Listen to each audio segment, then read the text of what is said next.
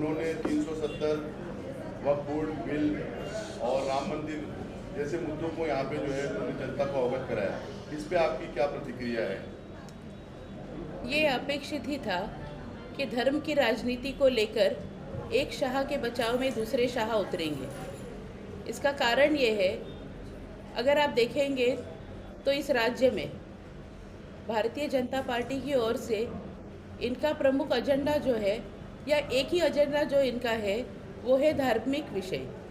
धर्म की राजनीति करके ये लोगों को उकसाना चाहते हैं, लोगों को भावनिक करना चाहते हैं और उनसे मत लेना चाहते हैं। विकास के मुद्दे पे इनके पास बोलने जैसा कुछ नहीं होने के कारण घाटकोपर में अगर आप देखेंगे तो कल जो इनकी सभा यहाँ पर हुई है, इस सभा के दौरान इन्होंने धार्मिक मुद्दों को वहाँ पे लोगों के सामने रखने का काम किया, लोगों को ये बताने का काम किया कि किस तरह से हम इस देश में अगर सुरक्षित होना चाहते हैं तो धर्म के नाम से हमको एकत्रित होना पड़ेगा, हिंदुत्व के मुद्दे को लेकर हमको एकत्रित होगा। इसके अलावा इनका कोई एजेंडा नहीं है।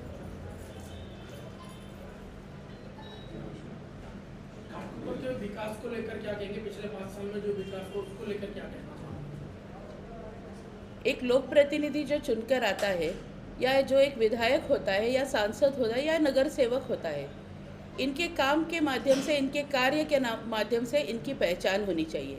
लेकिन दुर्भाग्य की बात है कि इस घाटकोपर के आमदार जो रह चुके थे, उनकी पहचान उनकी श्रीमंती से है, उनके पैसे से है। और इसलिए मैं समझती हूँ विकास का मुद्दा ये इनके लिए कि कभी महत्वपूर्ण रहा ही नहीं। इस मतदार संघ के जो लोग हैं उनके लिए कोई व्यवस्था यहाँ पे नए से लाना, ये कभी मुद्दा इनके लिए रहा ही नहीं, और इसलिए विकास कभी हुआ ही नहीं इनके माध्यम से। आप किन किन मुद्दों को लेकर जो लोगों के बीच में जा रहे हैं? घाटकोपर पूर्व मतदार क्षेत्र में मैं गए 15 साल से नगर सेवक के तौर पे काम करते आई हूँ, और उसी दौरान हमने इस घाटकोपर के कई लोगों को, कई विषयों को उनके माध्यम, मतलब उनके लिए हम उसको सुलझाने के लिए हम काम करते आए हैं। आज ऐसी परिस्थिति है कि घाटकोपर का एक जो परिसर है, एक कोना जो है, वहाँ पे विकास का जो मुद्दा है वो कभी आगे लाया ही नहीं गया। बड़े पैमाने पे अगर आप देखेंगे तो यहाँ पे मुंबई महानगर पालिका के माध्यम से प्रकल्प हुए, और इस प्रकल्प होने के दरमियान अपेक्षित ये था कि जो प्रकल्प बाधित लोग हैं इनका पुनर्वसन भी होना चाहिए था। लेकिन पुनर्वसन जो है वो प्रशासन ने जब किया है तो उस पुनर्वसन का काम जो है वो पूरे तरह गैर जिम्मेदार प्रक्रिया से हुआ। आज जो प्रकल्प बाधित लोग हैं उनके लिए उनका जीवन जो है प्रशासन की वजह से और सत्ताधारी पक्ष की वजह से संघर्ष वाला हो गया है।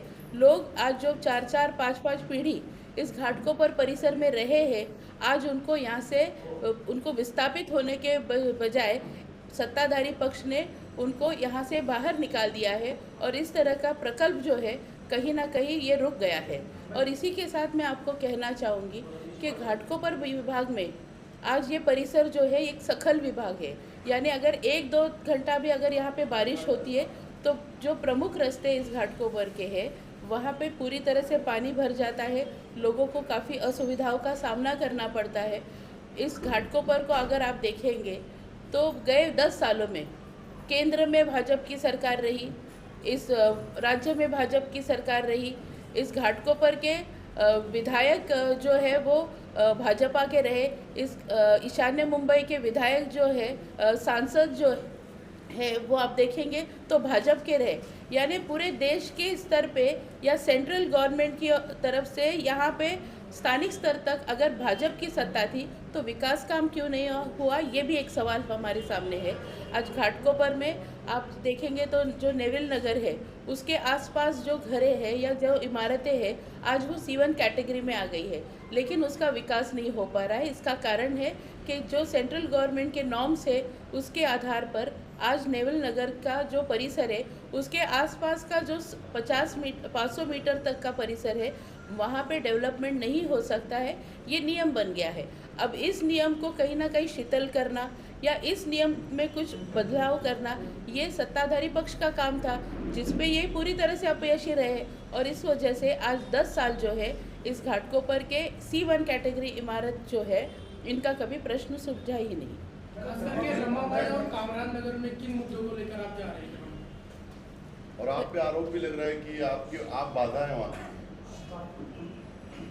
रमाबाई अंबेडकर नगर प्रभात नगर, उसी के साथ नालंदा नगर और कामराज नगर, हज़ारों की तादाद में वहाँ पे घरें हैं।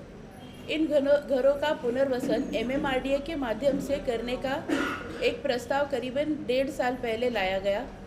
इस 1.5 साल के समय में वहाँ के रहने वाले जो लोग हैं उनके लिए ये बात बहुत संघर्ष वाली रही और इसको जिम्मेदार सत्ताधारी पक्ष यानी महायुति के जो लोग वहाँ पर है, वहाँ पे जो लोक प्रतिनिधि कहकर खुद जो काम कर रहे हैं वो इसमें बाधा लाने वाले व्यक्ति रहे।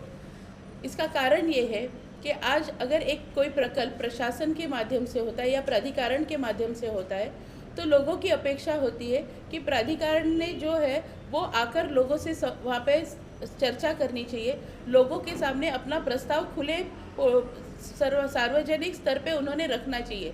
लेकिन ये न करते हुए वहाँ के जो माजी नगर सेवक है, जो महायुति के घटक पक्ष के वो नगर सेवक रह चुके हैं, उन्होंने लोगों पे दबाव लाने का काम किया।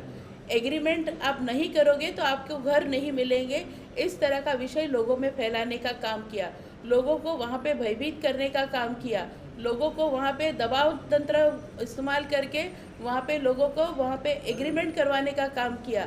वहाँ पे इन्होंने ये काम आगे लेके जाने के लिए कुछ लोगों को जो गुंड प्रवृत्ति के जो लोग थे, इन लोगों को हाथ में लेकर उनके माध्यम से दबाव तंत्र लाकर लोगों से एग्रीमेंट करवाए गए। अभी आप समझिए इस मुंबई शहर में जो है सालों साल से जो लोग इस मुंबई शहर में अपने परिवार के साथ रह रहे हैं, इस मुंबई ने उनको सब कुछ दिया।